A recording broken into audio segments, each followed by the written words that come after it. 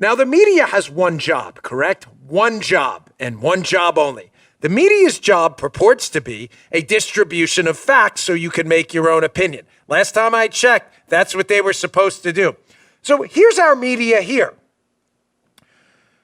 You know, Joe Biden put out a $1 trillion infrastructure plan idea this week, but Trump did that first, which was interesting. Because when Trump's infrastructure plan, as we see at the New York Times, they're supposed to be engaged in the distribution of facts here. Here's an article by the New York Times. Hat tip the great Eddie Zipperer, by the way, who I found this on his social media feed. Trump's infrastructure plan puts the burden on state and private money. Okay, so Trump had an infrastructure plan. The New York Times is into facts and all. How did they describe his $200 billion infrastructure plan, which last time I checked is significantly less than $2 trillion? They described it this way. Quote, coming up with the $200 billion in federal funding will not be easy. Republicans have already ballooned the deficit, so they're very concerned about deficits here. Is everybody tracking? The New York Times, very concerned. $200 billion plan, they're very concerned about, quote, ballooning the deficit. Democrats are unlikely to go along with cuts that would offset the cost of Mr. Trump's plan. So there's the New York Times. Again, keep Bezmanoff in mind. How the demoralized population from the inside out is immune to facts. So you would think it would be a fact that if the media that engages in facts was concerned about the ballooning, their words, not mine, ballooning deficit with a $200 billion plan, that when Joe Biden proposed a $2 trillion plan, they would be super extra concerned about debt and deficits.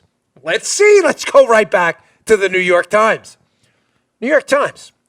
Biden details a $2 trillion plan to rebuild infrastructure and reshape the economy.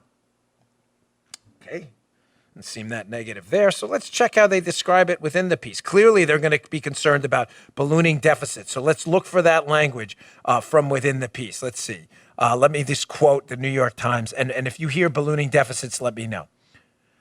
But even spread over years, the scale of the proposal, talking about Biden's plan, underscores how fully Mr. Biden has embraced the opportunity to use federal spending to address long-standing social and economic challenges in a way not seen in a half a century. Ballooning deficit? Don't see it. Officials said that, if approved, the spending in the plan would end decades of stagnation in federal investment in research and infrastructure and would return government investment in those areas as a share of the economy to its highest level since the 1960s. That's really weird. New York Times, supposed to do facts. They described Trump's plan, which is a tenth of what the other plan is, Biden's plan. $200 billion for Trump, $2 trillion for Joe Biden. Okay, and they're worried about ballooning deficits under Trump's plan, which is a fraction of Biden's plan. And yet, when they talk about Biden's plan, that's really strange. They don't mention anything about ballooning deficits at all. Even though the deficit now under Biden is higher than it was under Trump. But don't worry. The New York Times is all about the facts. All about the facts. Not according to Bezmanoff. The fully demoralized population is entirely immune to facts until the military boot kicks them, quote, in their fat bottoms. Here, Bezmanoff talks about one of the next steps after demoralizing the population by sicking them on each other, critical race theory, identity politics, class warfare. Here he talks about how you have to engage in some form of subversion of the economy and defense and national defense. But again, keep in mind, Bezmanoff is a KGB defector. He's not talking about the Soviets at the time doing this, the Russians.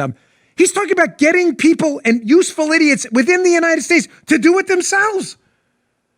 Getting corporations in the United States, government officials, academics, elitists, getting them to destroy their own economy and defense. Why would the Soviets have to do it? Get the U.S. to do it to itself. Get it to infect them with a virus that destroys it from within. Marxism, collectivism. We don't have to attack from the outside. They'll attack themselves from the inside. Check this out. The next stage is destabilization. This time, subverter does not care about your ideas and the patterns of your consumption. Whether you eat junk food and get fat and flabby, it doesn't matter anymore. This time, and it takes only from 2 to 5 years to destabilize a nation, it's what matters is essentials: economy, foreign relations, defense systems. And you can see it quite clearly that in some areas, in such sensitive areas as defense and economy, the influence of Marxist-Leninist ideas in the United States is absolutely fantastic. I could never believe it 14 years ago when I landed in this part of the world that the process will go that fast. I mean, is this not, again, the biggest "I told you so" moment in American history? Is there another one? Is there another one that ranks higher on the "I told you so" scale? I don't think so. I don't think so. I haven't found one yet. Why I didn't play this video sooner is beyond me. Thankfully, my friend called me last night and warned me about it again. You say, that's not happening here, Dan. We're not destroying our economy and defense from within. Did you miss the story of the Biden diversity czar that got appointed to oversee diversity in the military, who just got suspended from his post because he was the same guy making a social media post comparing Trump to enemies of the United States, Hitler and stuff? Did you miss that story? Diversities are in the military. I thought our military was about winning wars. No, it's about the skin color of who wins them or loses them. Get them to eat themselves alive in national defense.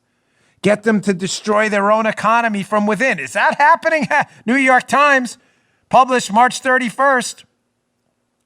Delta and Coca-Cola reverse course on Georgia voting law, stating its crystal clear opposition to it. Delta, why don't you just fly the planes, huh? Coca-Cola, why don't you just push your disgusting sugar water on people? Why don't you just do that? Why don't you stick to that and stay away from the lies about the Georgia voting law? By the way, I don't drink Coca-Cola ever and never will in my life because I don't drink any soda. But, folks, you do you. Boycotts are stupid and dumb, but they want to boycott us, and Coca-Cola and Delta want to get behind a boycott of freedom and liberty and free and fair elections. That's exactly what they're doing. Maybe you should speak out, too. Leave the Coca-Cola on the shelf. Fly another airline for a while. Get them to destroy their own economy from within and get useful idiots at Coca-Cola and Delta to help you.